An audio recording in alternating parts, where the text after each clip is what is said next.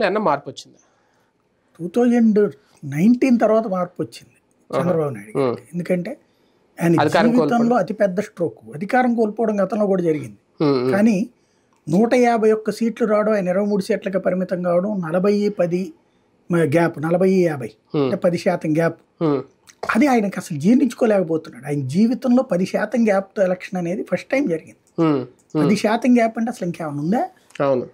అప్పటి నుంచి ఆయనలో ఒక అసహనం పెరుగుతోంది.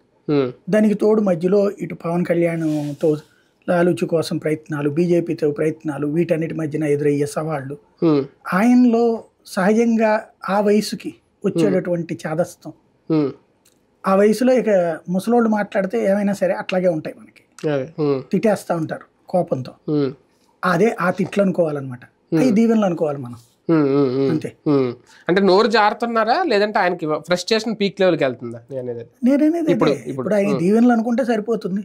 నన్ను చంపుతానంటున్నాడు, నా ఆయుష్ కూడా పోసుకుని చంద్రబాబు గారు బాగుంటే బెటర్ అని చెప్తే అయిపోయా. అలా ఎలా అనుకుంటారు? తాజాగా ఈయన నిన్న జగన్ గారు మాట్లాడింది, అప్పట్లో రాజశేఖర రెడ్డి గారిని కూడా గాలిలో కలిసిపోతామని చెప్పి అసెంబ్లీ సాక్షిగా అన్నారు, తర్వాత అలా జరిగింది, ఇప్పుడు కూడా నన్ను ఇలా అన్నారు. అంటే ప్రజలు సీరియస్గా తీసుకుంటారు కదా, దీవెనలు ఎలా తీసుకుంటారు? వాళ్ళు ఎట్లా తీసుకుంటారు? వాళ్ళు సరిగ్గా తీసుకుంటే కానీ చంద్రబాబు నాయుడు ఎన్నాళ్ళు ఉంటాడు అధికారంలోకి?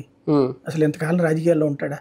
ఎన్టీ రామారావు అంతటోడే డ్రగ్ ఎడిక్టు, సంస్కారం లేని మనిషి.